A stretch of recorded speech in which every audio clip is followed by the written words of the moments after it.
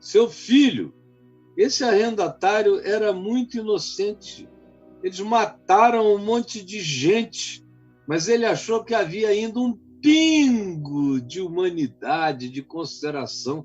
Ele estava mandando seu próprio filho conversar com esses arrendatários. E disse: ao meu filho eles respeitarão. Era a esperança dele, tolo, na inocência amorosa de que esses vinhateiros, lavradores perversos iriam mudar o coração já depois de duas experiências calamitosas que eles tinham tido. Ao meu filho respeitarão. Mas os lavradores, vendo o filho, disseram entre si: oba!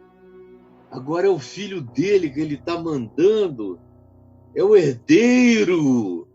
Depois do herdeiro não tem mais ninguém. Ora, vamos, matemo-lo. Vamos matar o garoto, matar o filho dele. E a herança vai ser toda nossa. Sem herdeiro, o que esse cara vai fazer com essa vinha enorme? Ela vai ser toda da gente. E acabou, vamos matar o filho. E agarrando o filho, levaram-no para fora da vinha e o mataram. É uma imagem até aqui da história de Israel que Jesus está contando. Vocês vão ver lá embaixo no verso 45 que dentre os presentes, ouvindo essa parábola, estavam os principais sacerdotes e fariseus, que entenderam que era a respeito deles que Jesus falava.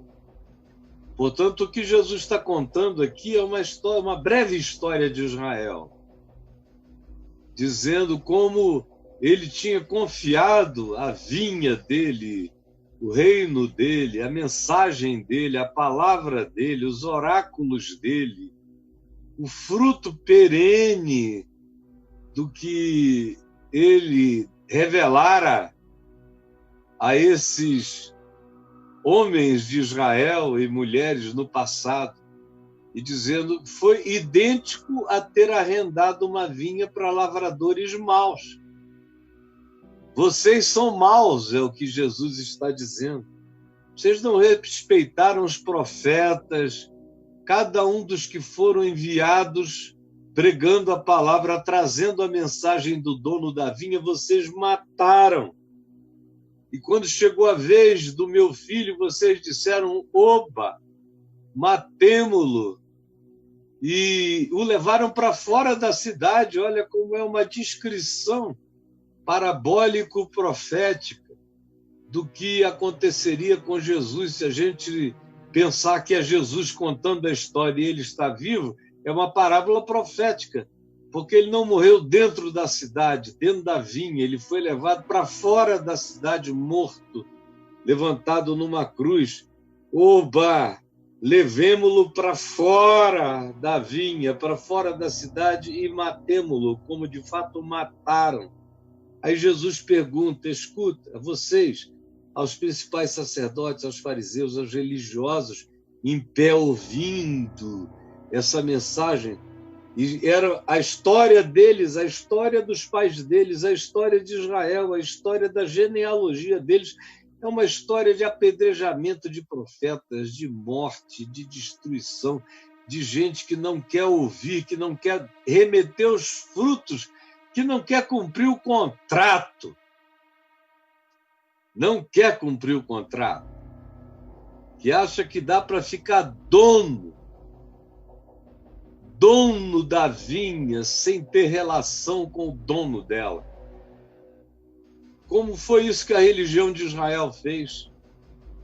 Eles se sentiram donos da vinha, donos da revelação, donos da palavra, como eles assim supunham, donos dos oráculos divinos, donos de tudo, e qualquer que fosse o profeta, só tinha espaço se falasse o que eles gostavam, só tinha lugar se de fato fosse um indivíduo que existisse para aplaudir toda a maldade desses vinhateiros perversos, assassinos, que tomaram no peito e na raça aquilo que não lhes pertencia e se manifestaram como representantes do dono da vinha, representantes de Deus.